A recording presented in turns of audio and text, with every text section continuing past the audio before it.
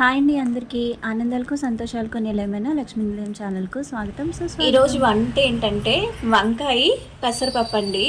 దీనికోసం ఒక 3 వంకాయలు, ఒక టమాటా, ఒక ఉల్లిపాయ, ఒక 3 పచ్చిమిరపకాయలు, 3-4 ఎండుమిరపకాయలు, కొత్తిమీర, కరివేపాకు, ఎల్లుల్లిపాయలు ఎక్కువ వేసామనుకోండి టేస్ట్ చాలా చాలా చాలా బాగుంటుందండి. టేస్ట్ అయితే సూపర్ ఉంటుంది. సో మరెందుకు ఆలస్యం, ఇంకా వంటలోకి వెళ్ళిపోదామా?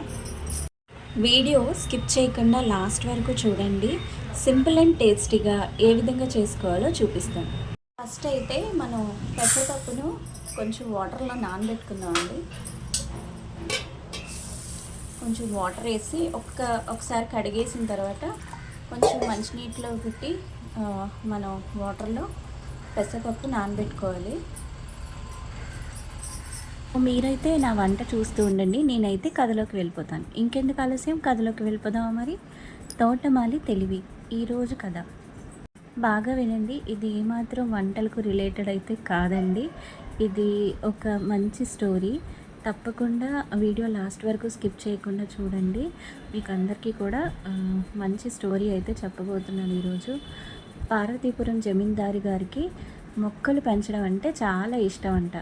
కోట ఆవరణలో ఉద్యానవనాన్ని సుందరంగా తీర్చిదిద్దాడు. అయితే దాన్ని జాగ్రత్తగా చూసుకోవడానికి ఒక తెలివైన తోటమాలిని నియమించాలనుకున్నాడు.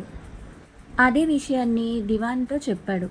దాంతో తోటమాలికి తెలివితేటలతో పనేముందండి అని ఆశ్చర్యంగా అడిగాడు దివాను. ముందైతే కొంతమందిని తీసుకురండి, నేను వాళ్ళలో ఒకరిని నియమిస్తా, అప్పుడు మీకే తెలుస్తుంది అన్నాడు జమీందారు. 2 రోజుల తర్వాత 2 యువకుల్ని దివాను వెంట పెట్టుకొని వచ్చాడనమాట. ఆ జమీందారు వారిద్దరిని పరీక్షించడం మొదలుపెట్టి ప్రశ్నలు వేయడం మొదలుపెట్టాడు జమీందారు. మీరు తోటలో పనిచేస్తున్న సమయంలో నేను వచ్చాననుకోండి, అప్పుడు నాకు చీమలు కుడితే మీరేం చేస్తారు అని అడిగాడు ఆయన.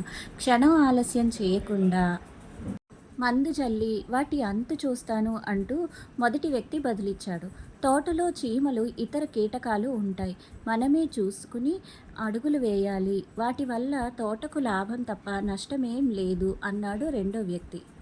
వీరిరువురి సమాధానాలు విన్న దివాను అన్నాడు, రెండో వ్యక్తి సమాధానం కన్నా మొదటి వ్యక్తి మంచిగా సమాధానం చెప్తున్నట్టుగా అనిపిస్తోందని, తోటతో పాటు మీ బాగోగులు కూడా చూసుకునేలా కనిపిస్తున్నాడు అని దివాను అన్నాడు.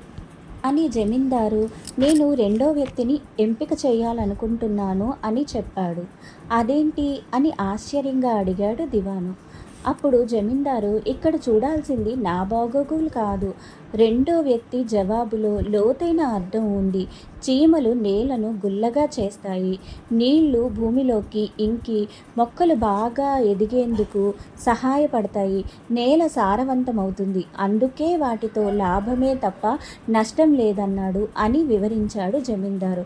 దాంతో తోటమాలికి కూడా తెలివితేటలు ఎందుకు అవసరమో దివానుకు అర్థమైంది. అతడినే పనిలోకి తీసుకున్నారు జమీందారు. సో ఇదన్నమాట అండి కథ అంతా పూర్తయిపోయింది. మీకు ఈ స్టోరీ నచ్చినట్లే కదండి.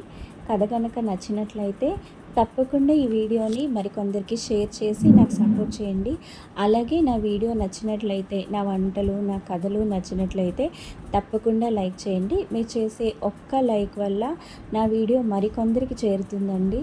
ఈ స్టోరీ మీ అందరికీ నచ్చిందని అనుకుంటున్నాను.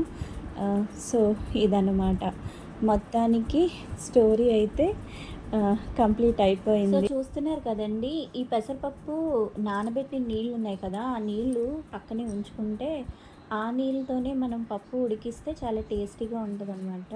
కొంచెం సేపు మూత పెట్టి బాగా ఫ్రై చేయండి. ఫ్రై చేస్తే టేస్ట్ అనేది చాలా బాగుంటుంది.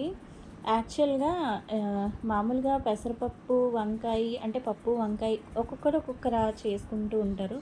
కానీ ఇదేంటంటే తిరగమూత వేయకుండా మామూలుగా ఇలా నేనైతే ఉడికించేస్తున్నాను అనమాట. ఇలా ఉడికించేస్తే కొంచెం మనకి ఏంటంటే ఇలాగ జాబ్స్కి అలా వెళ్ళే వాళ్ళకి కొంచెం హెల్ప్ అవుతుంది. ముందే ఫ్రై చేసి ముందే డైరెక్ట్గా వేసేస్తే అలా అయినా టైం తక్కువే పడుతుంది అనుకోండి, కానీ ఇలా అయితే ఇంకా మంచిగా టైం సెట్ అవుతుంది కదా అని చెప్పి ఈ సింపుల్ మెథడ్లో అయితే ఈ విధంగా ఒకేసారి చేసుకుంటే అయిపోతుంది కదా అని నేనైతే మీ అందరికీ ఈ వీడియో షేర్ చేస్తున్నాను అనమాట. 1 స్పూన్ సాల్ట్ వేసుకోండి మళ్ళీను. నెక్స్ట్ 1/2 స్పూన్ చాలు పసుపు. కొంచెం మీకు ఇష్టమైతే కారం వేసుకోండి, లేదంటే లేదు. కాకపోతే నాకేంటంటే కారం సరిపోదండి, మేము కారం కొంచెం ఎక్కువ తింటాం. ఒక్కొక్కరు ఒక్కొక్కలా తింటారు కదా, మేమైతే కారం ఎక్కువ తింటాం కాబట్టి ఇంకొక స్పూన్ కారం అయితే వేసాను. అదనమాట. ఒకసారి బాగా కలిపేసి మూత పెట్టేస్తే అది ఉడుకుతుందండి. ఎలా ఉడికిపోయిందో.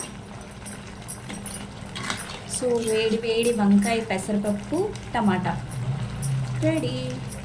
ఉడుకుతూనే ఉంటుందండి, ఇది మట్టి పాత్రలో కాబట్టి, అది మట్టి కడాయిలో కాబట్టి. సో రెడీ అయిపోయిందండి వంకాయ, పెసరపప్పు. మీరు కూడా ఇలా ట్రై చేసి ఎలా ఉందో నాకు తప్పకుండా చెప్పండి. మీకు ఎవరికైనా డౌట్ ఉందా అదే పెసరపప్పు ఉడికిందో లేదో అని? కనిపిస్తుంది కదా మీకు, పెసరపప్పు బాగా ఉడికిపోయిందండి. ఇదిగోండి చూడండి, అసలు పేస్ట్ లాగా ఉడికిపోయింది. కొందరికి ఏంటంటే టమాటా వేస్తే అసలు ఉడుకుతుందో లేదా అని డౌట్ ఉంటుంది, కానీ చూడండి ఇగో అస్సలు బద్దలా లేనే లేదు, ఉడికిపోయింది చూసారా.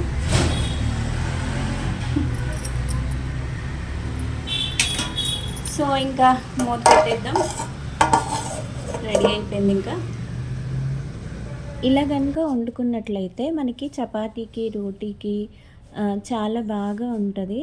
ఉంటానండి, మళ్ళీ మరో మంచి వీడియోతో కలుద్దాం.